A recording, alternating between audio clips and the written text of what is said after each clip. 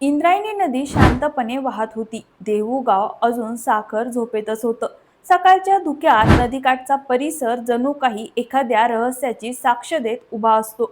कारण याच इंद्रायणीच्या काठावरून एक दिवस असा उगवला ज्या दिवशी हजारो लोकांसमोर कीर्तन करणारे एक संत अचानक लोकांच्या नजरेआड झाले आणि पुन्हा कधीच दिसले नाही. ना त्यांचा मृतदेह सापडला, ना त्यांची समाधी सापडली, ना त्यांच्या अंताबद्दल ठोस पुरावा सापडला. हे संत म्हणजे संत तुकाराम महाराज. लोक म्हणाले ते गरुडावर बसून सदैव वैकुंठाला गेले. काही म्हणाले त्यांची हत्या झाली, तर काही इतिहास अभ्यासक म्हणाले त्यांनी इंद्रायणी नदीत जलसमाधी घेतली. पण तुकोबांच्या हत्येची शक्यता का वर्तवली जाते? कारण त्यांचं व्यक्तिमत्व तसं होतं. लोक त्यांना देव मानत होती. तुकाराम महाराज शूद्र होते. त्यांनी वेदाचं आणि धर्माचं ज्ञान संस्कृत ऐवजी मराठीमध्ये लिहिलं. त्यामुळे काही ब्राह्मण लोकांना तुकाराम महाराज खुपत होते. कारण त्यावेळी ब्राह्मण लोकांना असं वाटत होतं की फक्त तेच ज्ञान मिळवण्यासाठी योग्य आहेत. तुकोबा हे खालच्या जातीत जन्मल्यामुळे त्यांनी रचलेले लिहिलेले अभंग आणि ज्ञान ब्राह्मण लोकांना मान्य नव्हते.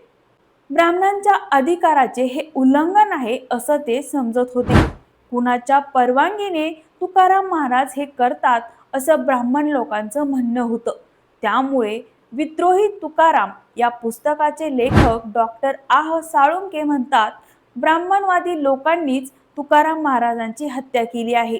पण दुसरी बाजू अशी आहे की बरेच ब्राह्मण लोक तुकाराम महाराजांचे शिष्य झाले होते. या सर्व गोष्टीमुळे त्यांचं या जगातून जाणं हे खूप मोठं रहस्य मानलं जातं. परंतु ते खरंच सदैव वैकुंठाला गेले होते का? की त्यांची कुणी हत्या केली होती? की त्यांनी जलसमाधी घेतली? याच विषयावर आज आपण या व्हिडिओमध्ये बोलणार आहे. तर व्हिडिओ शेवटपर्यंत नक्की बघा.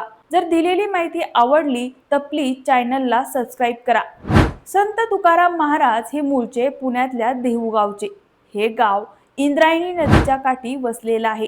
याच गावामध्ये त्यांचा जन्म 1608 मध्ये झाला होता. त्यांचे वडील सावकारकी करत होते.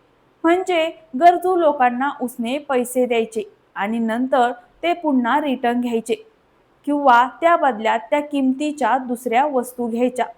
अशा प्रकारची ते सावकारकी करायचे. आता तुकाराम महाराजांच्या वडिलांनंतर ही सगळी जबाबदारी त्यांच्यावर पडली. सावकारकी म्हटलं की बळजबरी आलीच आणि हेच तुकाराम महाराजांना आवडत नव्हतं. बऱ्याच वेळा काय व्हायचं की लोकांची कर्ज फेडायची ऐपत नसायची. त्यामुळे ते बळजबरीनं फेडून घ्यावं लागायचं आणि तुकोबांना ते पटत नव्हतं. त्या काळी अशी परिस्थिती निर्माण झाली होती की सगळीकडे दुष्काळ पडला होता. लोकांकडचं सगळं धनधान्य संपलं होतं. सगळ्या गरजेच्या वस्तू संपल्या होत्या. त्यामुळे तुकाराम महाराजांच्या सावकारकीला खूप मोठा फटका बसला होता. त्यांच्या सावकारकीचा धंदा बंद पडला. जवळ असलेलं धान्य, पैसेही संपले आणि या दुष्काळ आणि उपासमारीमुळे त्यांची पहिली पत्नी व मुलगा मरण पावले. त्यामुळे तुकाराम महाराज पूर्णपणे खचून गेले होते. या सगळ्या कारणापायी तुकाराम महाराजांनी सगळं सोडून द्यायचा निर्णय घेतला. लोकांकडून ज्या ज्या वस्तू गहाण ठेवून घेतल्या होत्या त्याची सगळी कागदपत्र त्यांनी इंद्रायणी नदीत टाकून दिली आणि सावकारकी करणं बंद केलं. लोकांच्या ज्या काही वस्तू घेतल्या होत्या त्या पुन्हा त्यांना दिल्या आणि त्यांनी भक्ती मार्ग स्वीकारला. तुकाराम महाराजांची विठ्ठलावर खूप भक्ती होती. त्यांनी संसाराकडे पाठ फिरवून विठ्ठलाचं नामस्मरण आणि आत्मचिंतन करायला सुरुवात केली. हे सगळं करण्यासाठी तुकाराम महाराज देहूच्या जवळ असलेल्या भंडारा डोंगरावर जाऊन बसायचे. त्यांनी संत ज्ञानेश्वर व संत नामदेव यांच्या अभंगाचा अभ्यास केला. संत तुकाराम महाराजांनी त्यांच्या एका अभंगात असं लिहिलं होतं की त्यांना संत नामदेवांनी सांगितलं, तुम्ही अभंग रचना करायला सुरू करा. संत नामदेवांनी 100 कोटी अभंग लिहिण्याचा संकल्प केला होता. परंतु तो अपूर्ण राहिला होता आणि हाच संकल्प पूर्ण करण्याचं काम संत नामदेवांनी संत तुकाराम महाराजांवर सोपवलं होतं.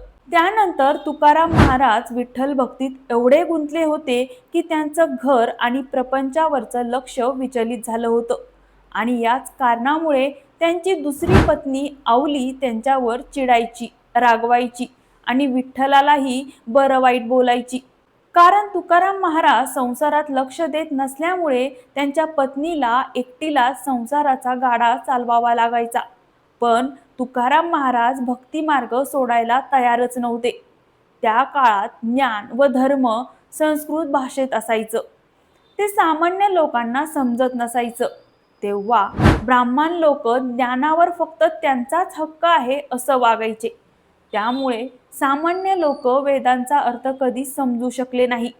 तेव्हा तुकाराम महाराजांनी ब्राह्मणांच्या विरोधात जाऊन वेदांचा अर्थ मराठीत लिहून लोकांच्या समोर ठेवला.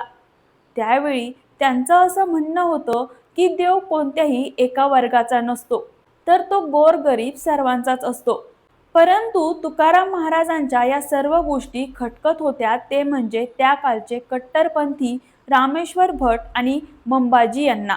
त्यांनी तुकाराम महाराजांवर धर्माचा अपमान केल्याचे अनेक आरोप लावले. ब्राह्मण लोकांचं म्हणणं होतं की एका शूद्र काळात जन्मलेली व्यक्ती वेदाचा अर्थ कसं काय समजून सांगू शकते आणि काव्यरचनाही कशी करू शकते. काही ब्राह्मणांचं असं म्हणणं होतं की संस्कृतच फक्त देवाची वाणी आहे आणि देवाविषयी मराठीत बोलणं म्हणजे हा धर्माचा अपमान आहे. त्यांनी तुकाराम महाराजांना समाजातून बहिष्कृत करण्याच्या धमक्या दिल्या. एवढंच नाही तर त्यांचा मानसिक आणि शारीरिक दृष्ट्या छळ केला. पण तुकाराम महाराज घाबरले नाही. त्यांनी माघार घेतली नाही. तुकोबांनी त्यांच्या अभंगातून स्पष्ट सांगितलं की फक्त टिळा लावल्याने आणि माळ जपल्याने किंवा जाणव घातल्याने कुणी ज्ञानी होत नाही. त्यांनी पाखंडी पंडितावर निशाणा साधत लिहिलं की जो माणूस दुसऱ्याचं दुःख स्वतःचं समजू शकत नाही तो कितीही पोथ्या पुराण वाचलं तरी ईश्वराच्या जवळ जाऊ शकत नाही.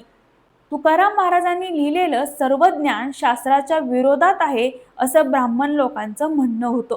त्यामुळे त्यांनी तुकोबांची अभंगगाथा इंद्रायणी नदीत बुडवली.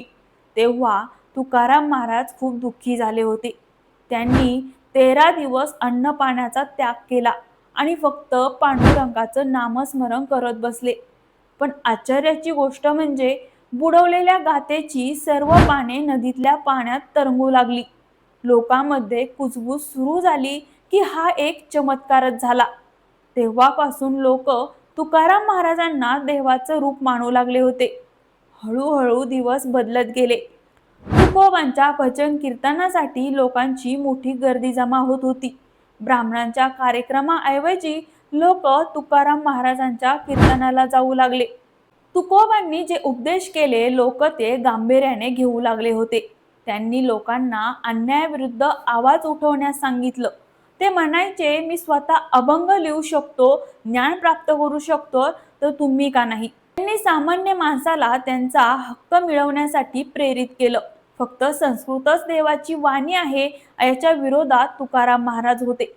त्यांनी लिहिलेले अभंग पाहून बाकीचे शूद्र बोलणारे लोकही अभंग रचण्याचा प्रयत्न करू लागले आणि याचाच ब्राह्मण लोकांना राग यायचा. तेव्हा तुकाराम महाराज म्हणायचे, हे लोक मला मारायचा प्रयत्न करतील पण मी घाबरणार नाही. मी माझी अभंग रचना आणि समाजाचे प्रबोधन सुरूच ठेवेल. यामुळे त्यांच्या हत्येची शक्यताही वर्तवली जाते.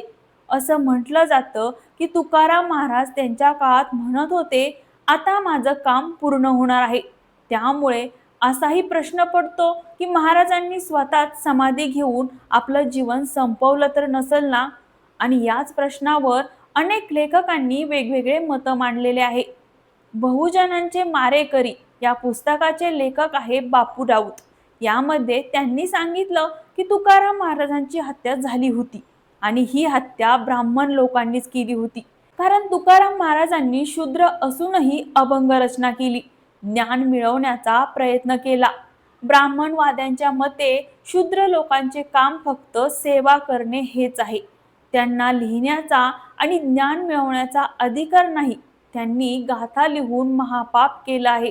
ब्राह्मणाच्या वर्चस्वाला आव्हान दिलं आहे. या कारणामुळे कट्टरपंथीयांनी त्यांचे लिहिलेले सगळे अभंग इंद्रायणी नदीत बुडवून टाकले. एवढंच नाही तर त्यांनी सगळ्या हद्द पार केल्या होत्या.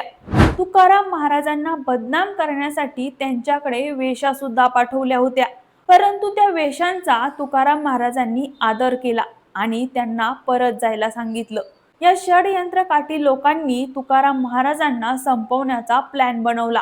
बापू राऊत यांच्या मते तुकाराम महाराजांची हत्या मंबाजी आणि रामेश्वर भट या ब्राह्मणांनीच केली होती. पण स्वतःवर आळ येऊ नये म्हणून खोट्या अफवा पसरवल्या की स्वर्गातून तुकाराम महाराजांना नेण्यासाठी गरुड आला होता. त्याच गरुडावरून बसून तुकाराम महाराज आपल्या शरीरासह वैकुंठाला गेले. पण याचे कोणतेही पुरावे आजपर्यंत मिळालेले नाहीत. तर अजून एक अशी चर्चा होते की तुकाराम महाराज सदैव वैकुंठाला गेले होते. महिपतीच्या भक्त विजय या ग्रंथामध्ये तुकाराम महाराज वैकुंठाला जाण्याची शक्यता वर्तवण्यात आली आहे. सरकारी गाथेच्या काही अभंगामध्ये याचा संदर्भ आढळतो. अभंग क्रमांक 3606 मध्ये तुकोबा म्हणतात, आता दिसू नये जना ऐसे करा नारायणा, म्हणजेच ते स्वतः पांडुरंगाला प्रार्थना करत होते, हे भगवंता असं काहीतरी कर की मी आता लोकांना अजिबात दिसणार नाही, म्हणजेच वैकुंठ गमन. अभंग क्रमांक 3613 मध्ये तुकोबा म्हणतात, आपल्या माहेरी मी जाईना आता, निरोप या संता हाती आला, की आता माझ्या माहेरी म्हणजे आपल्या मूळ स्थानी जात आहे आणि त्यासाठी मला तसा निरोप मिळाला आहे.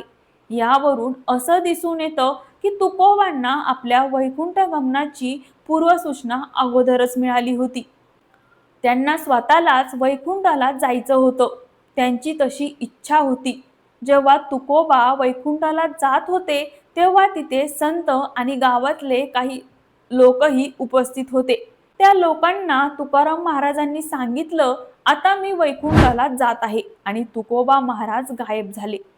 तुकाराम महाराजांबद्दल तिसरी अशी चर्चा होते की त्यांनी जलसमाधी घेतली होती.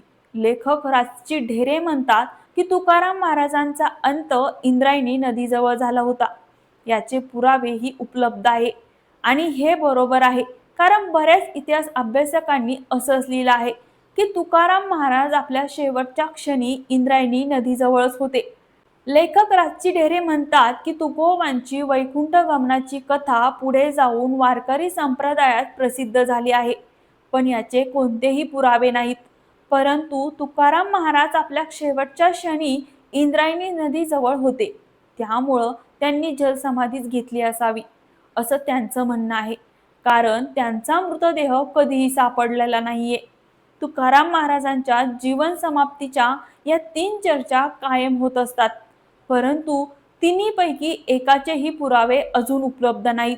परंतु या सगळ्याच्या पलीकडे जाऊन तुकाराम महाराजांचे वंशज डॉक्टर सदानंद मोरे तुकोबांच्या हत्येला मानत नाहीत. ते असं म्हणतात की तुकाराम महाराजांच्या अनुयायांनी खूप सारे ग्रंथ लिहून ठेवले आहेत. जर हत्या झाली असती तर त्याबद्दल काही ना काही ग्रंथाच्या लेखनामध्ये आढळलं असतं.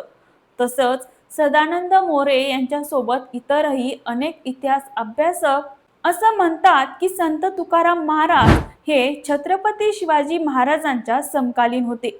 शिवाजी महाराजांच्या स्वराज्यात संत तुकाराम महाराजांची हत्या होणं हे शिवाजी महाराजांपासून लपूच शकत नाही. शिवाजी महाराजांचे खबरी त्यांना दिल्लीपर्यंतची खबर आणून द्यायचे. मग ही देहूची बातमी आणणं त्यांच्यासाठी क्षुल्लक काम होतं. तुकाराम महाराजांचे शिष्य संत निळोबा यांनी लिहून ठेवलं आहे की तुकाराम महाराज आपल्या देहासहित वैकुंठाला गेले होते. त्यांना भगवंताचं विमान न्यायला आलं होतं. त्यामध्ये बसून ते सदैव वैकुंठाला गेले. तुकोबांसोबत त्यावेळी 14 टाळकरी होते. त्यांनी स्वतः पाहिलं होतं की संत तुकाराम महाराज त्यांच्या समोर कीर्तन करता करता एक दिव्य प्रकाशात गायब झाले. वारकरी संप्रदायात तुकोबांच्या अंताबद्दल हीच कथा सांगितली जाते. या कारणामुळे तुकाराम महाराज वैकुंठाला गेले की त्यांची हत्या झाली की त्यांनी जलसमाधी घेतली, यावर आजपर्यंत वाद सुरूच आहे. पुरावा एकच आहे की तुकाराम महाराज शेवटच्या दिवसात इंद्रायणी नदीजवळच होते, त्यामुळे त्यांचा अंत आजपर्यंत एक रहस्यच बनून राहिला. तुकोबांच्या अंताबद्दल तुम्हाला काय वाटतं हे कमेंटमध्ये नक्की सांगा आणि आपला विषय चौकातला या चॅनलला नक्की सबस्क्राईब करा.